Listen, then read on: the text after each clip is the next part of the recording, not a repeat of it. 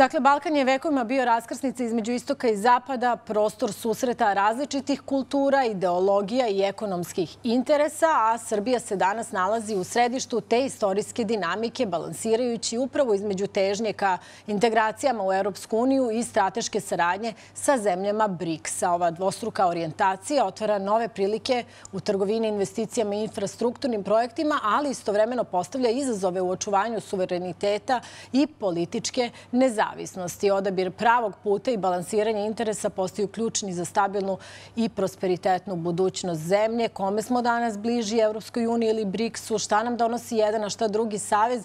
I da li je moguće sarađivati istovremeno i sa istokom i sa zapadom? O tome upravo razgovaram sa mojim gostima u studiju, Natašom Dragojlović, ekspertom za evropske integracije, i Slobodanom Samardžijom, novinarom i nekadašnjim dopisnikom lista Politika iz Moskve. Dobar dan i hvala vam što ste ovde.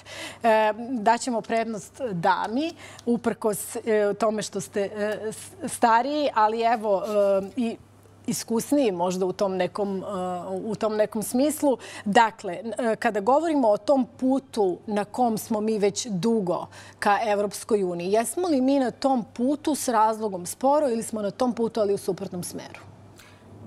Vidite, mi jesmo na tom putu i to je bezobrazno sporo u odnosu na druge zemlje istočne i centralne Evrope koje su tim putem već prošle i od komunističkih diktatura postale kakve takve demokratije i liberalna tržišta.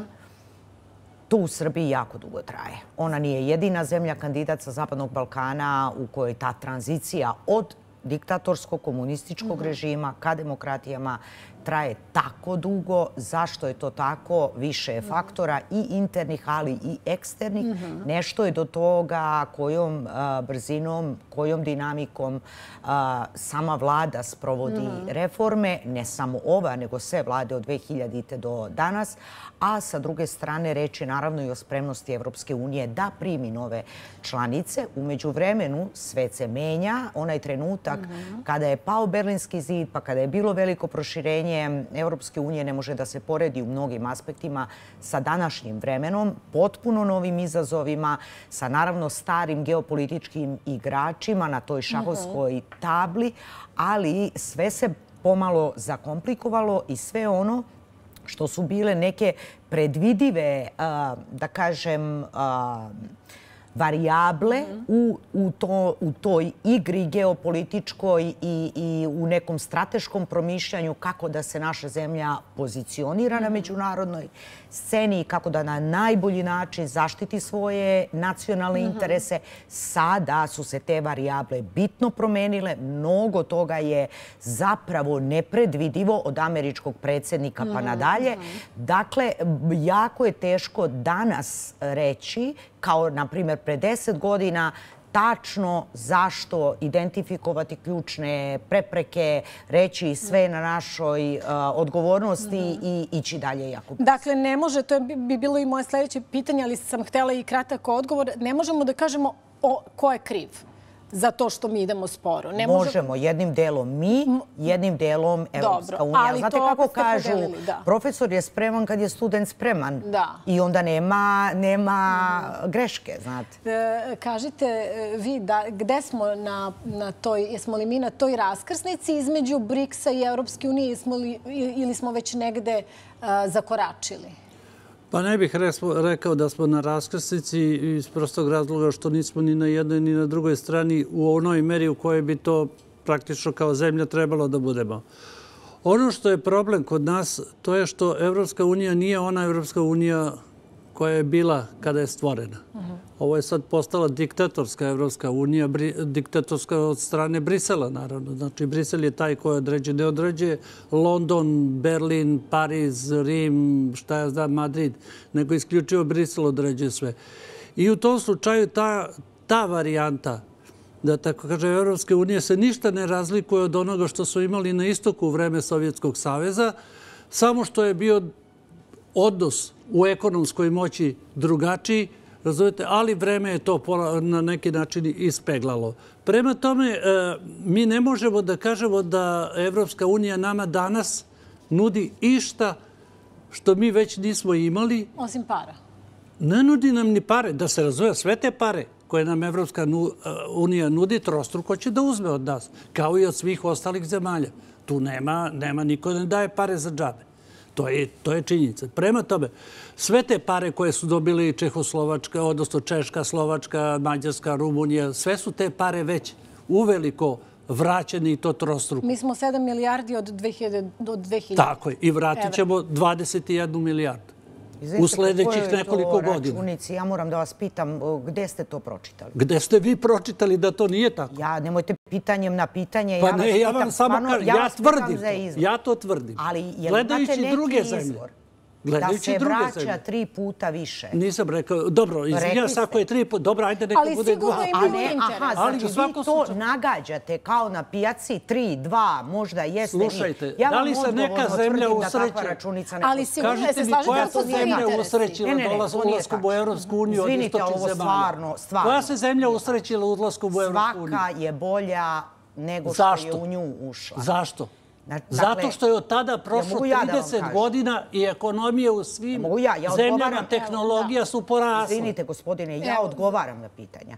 Za razliku od vas koji na pitanje odgovarate pitanjem. Znači, kao prvo, diktatorski Brisel, to je prejaka reč. Nije.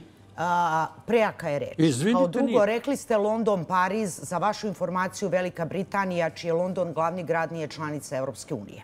Odavno. Sad. Pa, izvinite, ali toliko... Pa dobro, nemojte se kačite za gluposti. Ja govorim o Evropi, a ne o Evropskoj uniji. Sad pričate o Evropi. Pa normalno. To su kao prvo potpuno različiti pojmovi. Kao što rekao, Britanija nije članica Evropske unije, a London je njen glavni grad. Naravno da administracija u Briselu ima izvesni deo ingerencija na državama članicama, ali tih 27 država članica, one su i tekako važne u odlučivanju, odnosno posljednja reč u odlučivanju o bilo kojoj temi. Imate sad savjet u Kopenhagenu gdje se pitaju države članice. Znači, nema te stvari koju, da kažemo, Brisel ili Evropska komisija može doneti bez saglasnosti država članica. Znači, te odluke Brisela, mi kad kažemo, to su, uglavnom se misli na odluke Evropske komisije. To je nadnacionalno telo koje predstavlja Evropsku uniju. Ja sam 10 dobila na ovom ispitu. Su hteli da isključe Mađarsku iz svega toga zato što Mađarska odlučuje drugčije? Mađarska nije isključena i mađarski glas se itekako uvažava, kao i glas bilo koje druge države članice.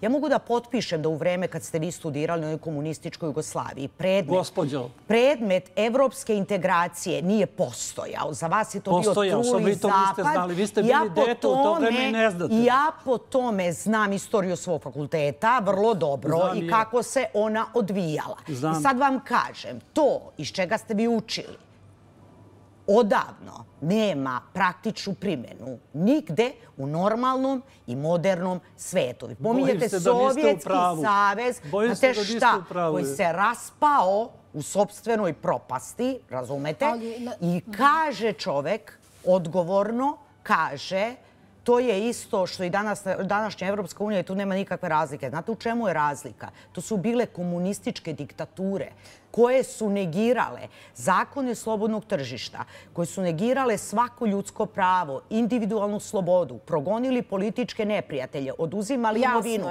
streljali za pogrešan, kako da vam kaže, mig prema vlasti. Deo tih manira je zadržala današnja Ruska federacija. Ne znam kakva je situacija u Kini, mada čim je komunistička ne može ni ona biti bolja. Šta hoću da vam kažem? Svaka država koja je iz istočne i centralne Evrope postala članica Evropske unije danas ima viši standard. Pogledajte Eurostat, tamo imate podatke. Viši standard iz godine u godinu, možete da gledate.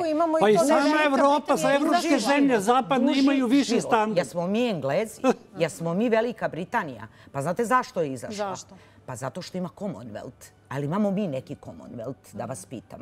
Nema. Imali smo ga i Evropa razbila. Imamo mi pod svojom krunom i zastavom Australiju, Kanadu. Nema. A da li je Evropska unija sada ista kao i 2016. godine? Ne, bolja je. I da li se ona sada negde je mišljenje da više Evropska unija nije to što jeste, da se polako kruni, da nema tu jačinu, pogotovo sada u ovim geopolitičkim okolnostima novim, govorimo o ratu u Ukrajini i tako dalje, dakle sa svih strana. Da li ona ima istu jačinu i težinu kao i ranije? A šta kad vi to mene pitate jačinu? U kom smislu jačinu? U, ne znam, važnosti njihovih odluka, njihovih Znači vas zanima meka moć, ne zanima vas tvrda moć. Interesuje me Evropska unija kao takva danas i 2016. kada smo mi otvorili poslednja. Evropska unija je civilna sila koja posjeduje meku moć. Ona nema moć u terminima hard power ili tvrde moći kao što to imaju druge velike sile, kao što su Amerika, kao što je Kina, kao što je Ruska federacija ili Indija. Dakle, Evropska unija nije vojna sila. Države članice Evropske unije opredelile su se da međusobno i sa drugima konflikte rešavaju mirnim putem.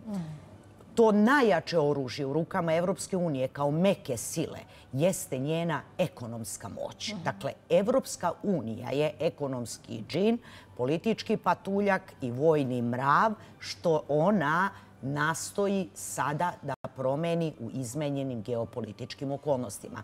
To što vi vidite kao slabost u današnjim geopolitičkim okolnostima je tačno.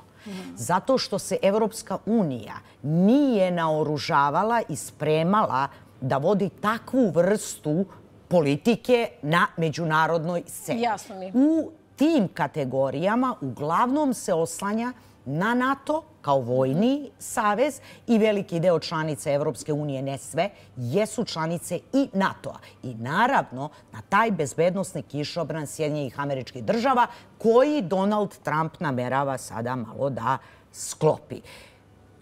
Velika Britanija, koja je izvan Evropske unije, ali je članica NATO, sada preuzima neke inicijative, ali to me niste pitali, pa to nekom drugom. Da.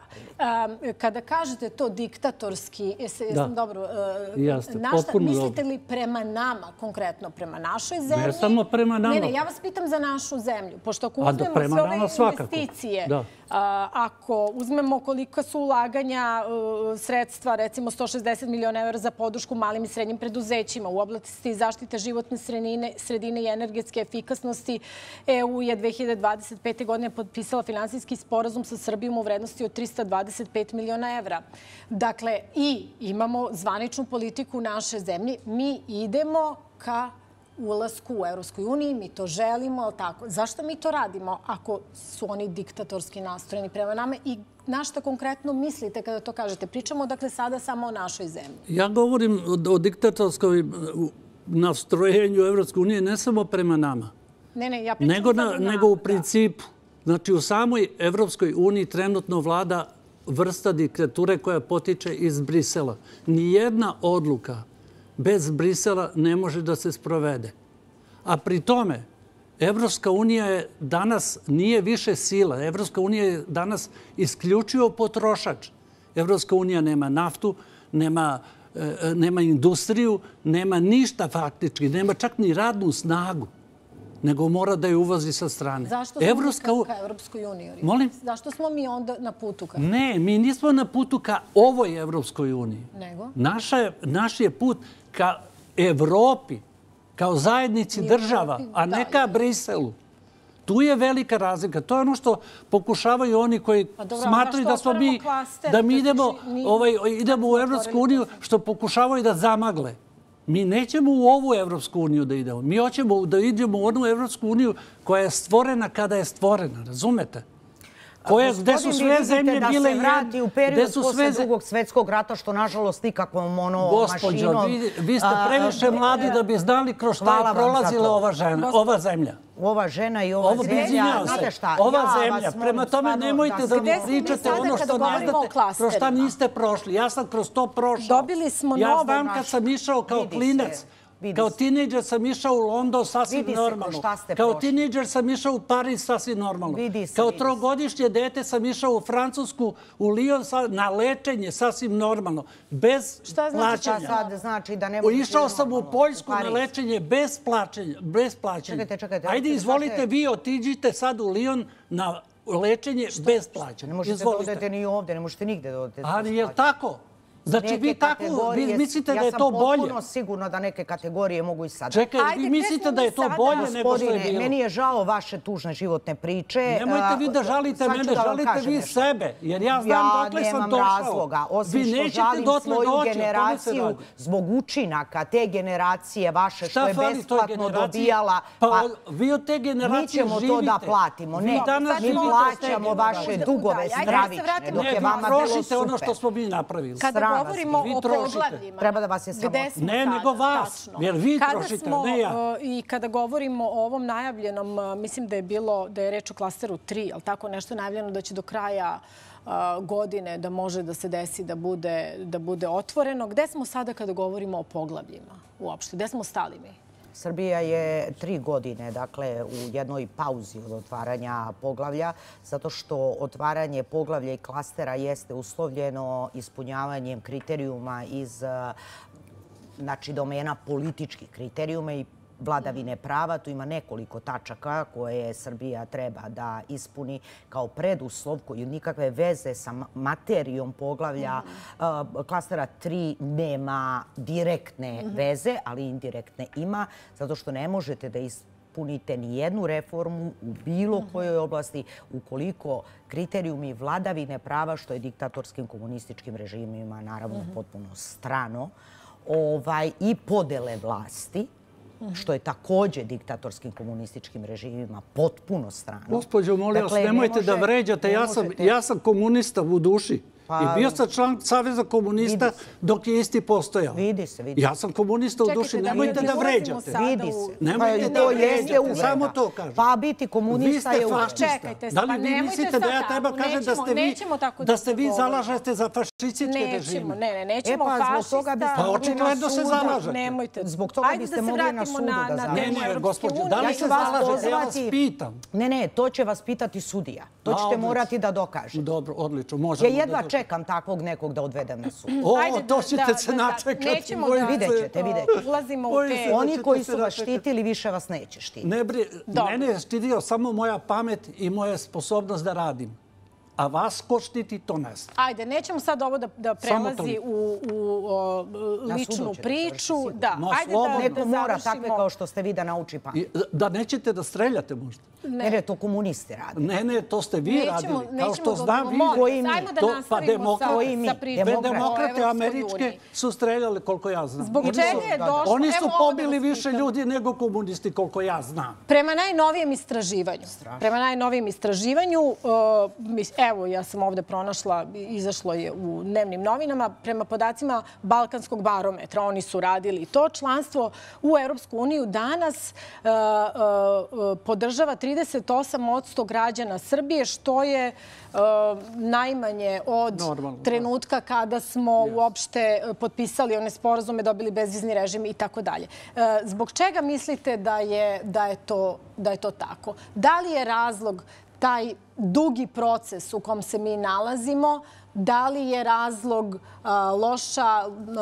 loš narativ same vlasti, jel tako, kada govorimo o Evropskoj uniji, ili to što građani misle da imamo svaki put nove uslove i takav se utisak stiče, taman nešto uradimo, ispostavi se neki novi uslov. Dakle, šta bi mogao da bude taj glavni razlog? Ja bih se vratio na ono vreme kada sam ja bio mlad čovjek, razumete. Tada mi nije trebala viza da odem bilo gde u svet. Dobro, ali šta... Danas vam je potrebna viza da uđete u bilo koju zemlju, odnosno ne mislim viza, nego je potrebno da overite, razumete, ne znam, ovo ili ono. Mi nismo u Evropskoj uniji, da. I to se sve vreme zaoštrava. Kako vi možete da imate poverenja u jedan sistem, govorimo o evropskom sistemu, razumete, koji vas isključuje, u startu vas isključuje i od vas traži određene stvari koje od nekih drugih koji također nisu članovi Evropske unije ne traži. To je problem. Razumete? Ako Evropska unija je spremna da prihvata izbeglice iz, šta ja znam, Afrike ili tako nešto, nečega, razumete, spremna je da ih prihvati bez toga da kontroliše njihove vize ili ono, naravno, trpa ih u koncentracione logore, ali to je drugo pitanje, a od vas traži da se izjašnjavate ovako ili onako. Razumete? To je problem koji vas automatski odbija. Na šta mislite da se izjasnimo? Mislim upravo na to, na te, da tako kažem, podatke koje vi morate da date ukoliko želite da uđete u jednu zemlju. Znači, oni vas ne priznaju kao jednakoga onoga trenutka kad dođete na granicu. Od vas traže ono što od drugih ne traže. Od oni, dobro, u redu. To je problem. I zbog toga vi jednostavno kažete, pa čekaj, zašto bi ja uopšte išao u Evropsku uniju? Mislite li da bi strateški za našu zemlju i naše građane bilo bolje da smo bliži sa BRICS-om, sa zemljama BRICS-a, da treba da se krećemo u tom pravcu? Ne idem ja u tom smislu. Ja mislim da svakoj zemlji treba obezbediti ono što je obezbeđeno i drugim zemljama. Znači, ne treba ni na koga gledati sa nipodaštavanjem. Evropa na Srbiju gleda sa nipodaštavanjem. O tome se radi. Šta to znači? To znači upravo to što sam rekao. Nameće vam određene uslove. Ukoliko ovo, onda ćete morati da uradite ovo. Bez obzira da li se radi o tome od koga ćemo da kupujemo naftu, od koga ćemo da kupujemo, razumete, nešto drugo, da li ćemo od Kine da kupujemo ovo ili od Rusije ovo, ili ćemo od Mađarske ili od Turske da kupujemo ovo ili ono. Razumete, čim oni vas blokiraju u tome, pa pazite, evo vidite šta je sad s ovim kobajagi američkim zahtevom da se zabrani uvoz energenata u Srbiju, odnosno preko NIS-a. Zašto? Amerika od toga apsolutno nema nikakve koristi. Ali insistira na tome. Zašto? A istovremeno ta ista Amerika uvozi energente iz Rusije. Prema tome, očigledno je, zato ja kažem da Brisel u ovom trenutku, i ne samo Brisel, nego zajedno sa Sjedinjenim Američkim Državama, odnosno Vašington, vodi politiku koja nije korektna ni prema kome u svetu, a posebno nije korektna prema nama, jer oni definitivno imaju, na kraju kraja vidite šta se desilo u Moldavi pre neki dan. Tolika laž na izborima, razumete, samo da bi Maja Sandu, koja je američki đak uzgred, razumete, imala moć koja joj ne pripada ni na koji način. Gospođo Dragojlović, hoću ovo da vas pitam. Slušali ste i novog ambasadora Evropske unije. Niste, ja jesam. Ono što sam izvukla iz tog intervjua jeste i pitanje bio baš za ovaj pad poverenja u Evropsku uniju kada govorimo o našoj zemlji i građanima. On je rekao da se slaže da je veća podrška čak od strane Evropske unije, od članica Evropske unije Srbiji da uđe u Evropsku uniju, nego što je podrška i potreba negde samih građana u Srbiji. Zbog čega smo mi danas došli u tu situaciju da ljudi više, ili sad mogu i da vam pročitam koji procenat veruje da 45% misli da nikad nećemo ući u Evropsku uniju, 24% ispitanika smatra da Srbija ne ispunjava svoje obaveze na putu evrointegracije, da je to pravi razlog. Drugi misle da je za to razlog Kosovo, da je to najveći kamen spoticanja. Kako smo došli do ove tačke? Znate šta, ta podrška je u jednom momentu u Srbiji bila preko 70%. U državama regiona ide i preko 90%. U Albaniji, na primjer, 27%. U Makedoniji 88%, 9% i tako dalje. Znači, mnogo je više nego u Srbiji. Zato postoje razlozi i to su objektivni razlozi. Jedan je taj što ovaj proces jako dugo traje, što ljudi ne vide ništa konkretno veliko, kao što je, na primjer, bila vizna liberalizacija. I to stalno ponavljamo i meni nekad bude neprijatno na momente, ali vidim da ljudi svašto zaboravljaju, pa tvrde, na primjer, da smo tako mi putovali bez viza. Naravno da nismo putovali nikad i nigde bez viza, to je Gospođo, ja sam putovao bez viza svuda po svetu. Nego kad je bila vizna liberalizacija, to su onako veliki broj građana to jako brzo osetio lično kao neki od benefita. Zašto ove pare ne osjećamo? Vi ste pročitali gde sve, naravno, ogromni fondovi fondovi bespovratnih sredstava Evropske unije. Dakle, to nisu krediti kao što ih dobijamo od Kine, Amerike ili drugih velikih sila. To su bespovratna sredstva koje Evropska unija ulaže u našu zemlju gledajući je kao svoju buduću članicu. Jer zašto bi neko od svojih poreskih obveznika ulagao u jednu Srbiju? Tako je, a šta je njihov interes? To sam htjela da vas pitam, šta bi bio? Da se mi pripremimo kako valja, da budemo članica Evropske unije jednog dana koja ravnopravno sa drugima može da učestvuje u ekonomskoj i u političkoj utakmici koja postoji. To je tako bilo sa svim državama koje su već pristupile. Da kažete da oni baš žele nas, da oni nas toliko, da oni žele da mi pa nam daju novac. Ako mi dozvolite samo, ne hoću, nego vam kažem šta ljudi... To se zovu predpristupna sredstva. Da se pripremiš za ulazak. Pristupanja.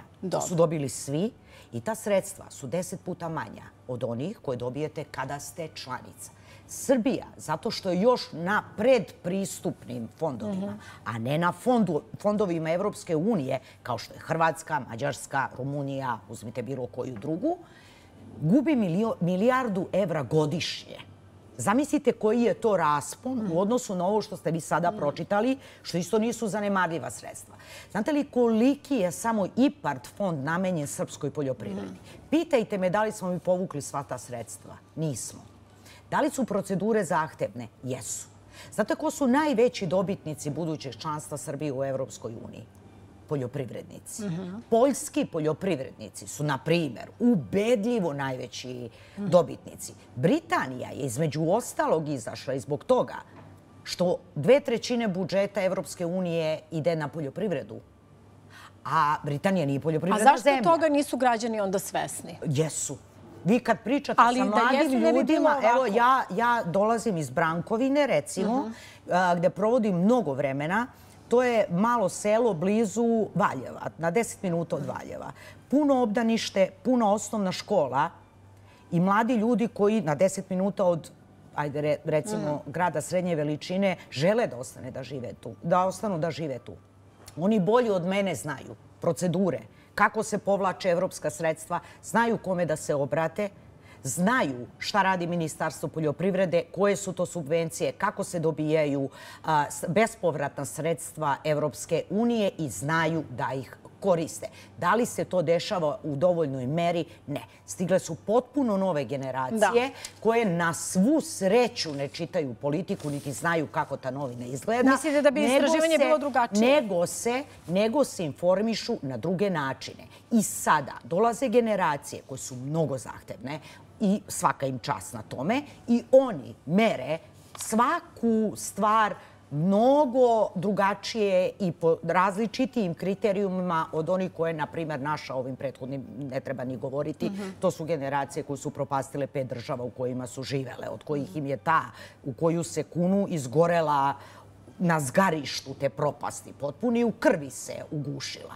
Tako da, šta hoću da vam kažem? Za nas, kao evropski narod, koji pripada ovom civilizacijskom krugu, koji ima šta da ponudi i u kulturnom, i u ekonomskom, i u svakom drugom smislu, Evropi i njenom napretku, ima interes, i to je zapisano u Strategiji nacionalne bezbednosti, koja obavezuje i mene i vas i političare i sve nas obavezuje, to je obavezan dokument koji svi moramo nekako da poštujemo, tamo piše da je srpski nacionalni interes punopravno članstvo u Evropskoj uniji. I za to ima milion razloga, jer vi, na primjer, sada odete u Brazil i oni vas pitaju odakle dolazite. Šta biste vi rekli? Dolazite iz Srbije. Znate šta bi oni rekli? Aha, Evropljanka.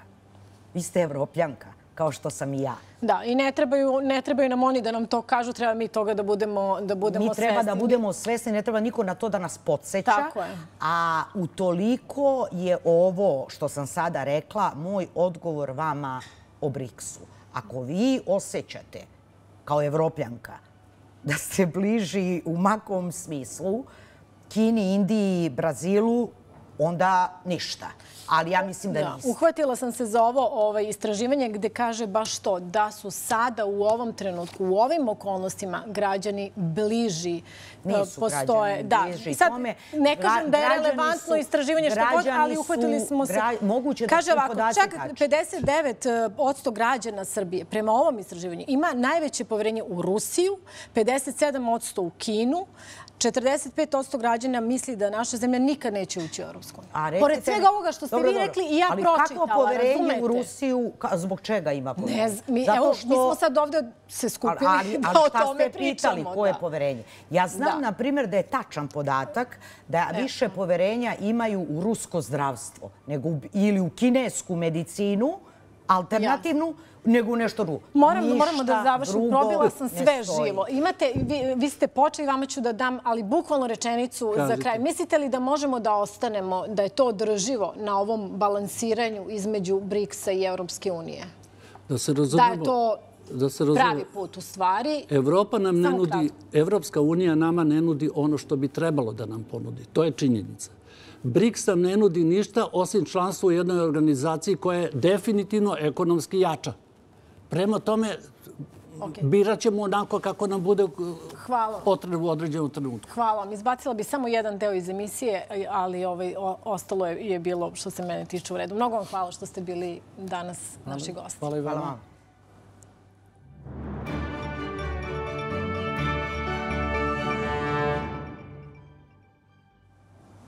Nakon što su mediji objavili da su u školama širom Srbije stigle dojave o bombama, oglasilo se Ministarstvo unutrašnjih poslova. Kako je navedeno u saopštenju MUP-a, na područjima svih policijskih uprava na teritoriji Srbije danas do 9 časova i 30 minuta prijavljeno je da su postavljene bombe ukupno 807 osnovnih i srednjih škola. Kako navode, angažovani su policijski službenici nadležnih policijskih uprava i policijske uprave za grad Beograd, uprave kriminalističke policije kao i uprave za tehniku, a o svemu je obavešteno nadležno tužilaštvo. Policijski službenici postupaju po instrukciji o načinu postupanja prilikom saznanja ili dojave o postavljenom eksplozivnom sredstvu ili napravi. Policijski službenici Službe za borbu protiv visokotehnološkog kriminala, uprave za tehniku će se, kako je najavljeno, partnerima u inostranstvu obratiti svim raspoloživim mehanizmima međunarodne saradnje radi identifikacije pošiljaoca tih pretnji. Idemo sada na kratku pauzu.